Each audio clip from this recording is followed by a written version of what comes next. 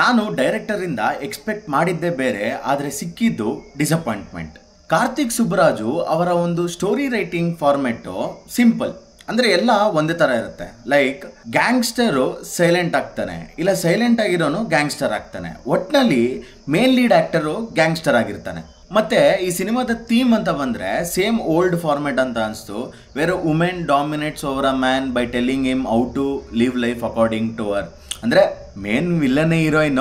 May be just because ಸಿನಿಮಾದ ಹೆಸರು retro ಆಗಿರೋದ್ರಿಂದ ಅದೇ ಓಲ್ಡ್ ಫಾರ್ಮೆಟ್ ಮತ್ತೆ ಥೀಮ್ನ ತಗೊಂಡಿದ್ದಾರೆ ಅಂತ ಅನಿಸ್ತು ನನಗೆ. ರೆಟ್ರೋ ನೋಡಿದ್ಮೇಲೆ ಸೂರ್ಯ ಅವರ ಒಂದು ಕ್ಯಾರೆಕ್ಟರ್ ಆರ್ಕ್, ಅವರ ಸ್ಕ್ರೀನ್ ಪ್ರೆಸೆನ್ಸು ಮತ್ತು ಅವರು ಕೊಟ್ಟಂಥ ಆ್ಯಕ್ಷನ್ ಸೀಕ್ವೆನ್ಸ್ ಮಾತ್ರ ನನಗೆ ಇಷ್ಟ ಆಗಿದ್ದು.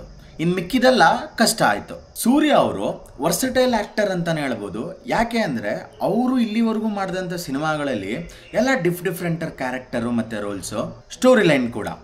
ಆದರೆ ಕೆಲವೊಬ್ಬರು ಡೈರೆಕ್ಟರ್ಸ್ ಕೈಯಲ್ಲಿ ಅವರ ಪೊಟೆನ್ಷಿಯಲ್ನ ಹ್ಯಾಂಡಲ್ ಮಾಡೋಕ್ಕಾಗ್ತಿಲ್ಲ ಅನ್ನೋ ಒಂದು ಫೀಲ್ ಕೊಡ್ತು. ರೀಸೆಂಟಾಗಿ ಕಂಗು ಆದಮೇಲೆ ರೆಟ್ರೋ, ನನಗೆ ಎರಡೂ ಕೂಡ ಸ್ಟೋರಿ ಲೈನಲ್ಲಿ ಡಿಸಪಾಯಿಂಟ್ ಆಯಿತು. ಎಲ್ಲೋ ಒಂದು ಕಡೆ ಸೂರ್ಯ ಅವರ ಒಂದು ಸ್ಟೋರಿ ಸೆಲೆಕ್ಷನ್ನೇ ಡ್ರಾಬ್ಯಾಕ್ ಅಂತ ಅನಿಸ್ತಿದೆ.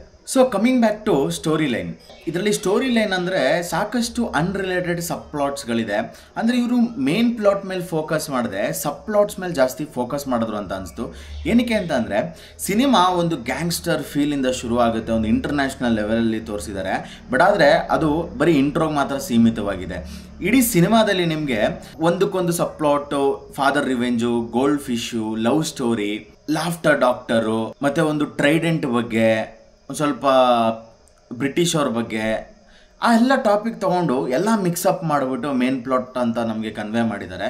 ಬಟ್ ಆದರೆ ಅದೆಲ್ಲೋ ಒಂದು ಕಡೆ ನನಗೆ ವರ್ಕೌಟ್ ಆಗಲಿಲ್ಲ. ಏನಕ್ಕೆ ಅಂತಂದರೆ ನಾನು ಈ ಸಿನಿಮಾನ ನೋಡಿದ್ದು ಕಾರ್ತಿಕ್ ಸುಬ್ಬರಾಜು ಅವರ ಒಂದು ರೈಟಿಂಗು ಮತ್ತು ಡೈರೆಕ್ಷನ್ಗೋಸ್ಕರ.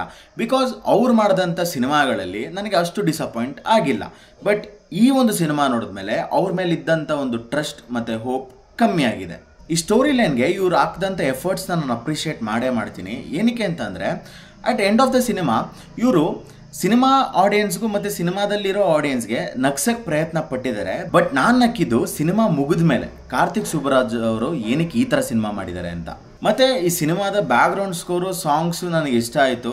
ಸರಿನಾ, ಅದರಲ್ಲಿ ಏನೋ ಡೌಟ್ ಇಲ್ಲ, ಎಂಟರ್ಟೈನ್ ಮಾಡ್ತು, ಎಂಗೇಜ್ ಮಾಡ್ತು. ಬಟ್ ಆದರೆ ಈ ಸಿನಿಮಾದ ಸ್ಟೋರಿ ಲೈನು ಮತ್ತು ನರೇಟಿವಲ್ಲಿ ಕಾಂಪ್ರಮೈಸ್ ಆಗಿದ್ದಾರೆ ಅಂತ ಅನಿಸ್ತು. Because it was not convincing to me. ನನಗೆ ಈ ಸಿನಿಮಾದ ಬಗ್ಗೆ ಹೇಳೋಕ್ಕೆ ಬೇರೆ ಏನೂ ಇಲ್ಲ, because it didn't work well for me. ಆದರೆ ನಾನು ಸ್ಟೋರಿ ಲೈನ್ಗೋಸ್ಕರ ಈ ಸಿನಿಮಾ ನೋಡೋದ್ರಿಂದ ನನಗೆ ಈ ಎಕ್ಸ್ಪೀರಿಯನ್ಸ್ ಸಿಕ್ತು ಅಂತ ಹೇಳ್ತೀನಿ. This was my opinion. So ನೀವು ಪರ್ಟಿಕ್ಯುಲರ್ ಆಗಿ ಈ ಸಿನಿಮಾ ನೋಡಬೇಕು ಅಂತಂದರೆ it's your wish to watch ಅಂತ ಹೇಳ್ತೀನಿ. Because I don't want to say to watch or not to watch forcefully. It's your money and it's your time. ಮತ್ತೆ ಸಿಗೋಣ, ನಗ್ನಗ್ತಾ ಇರಿ.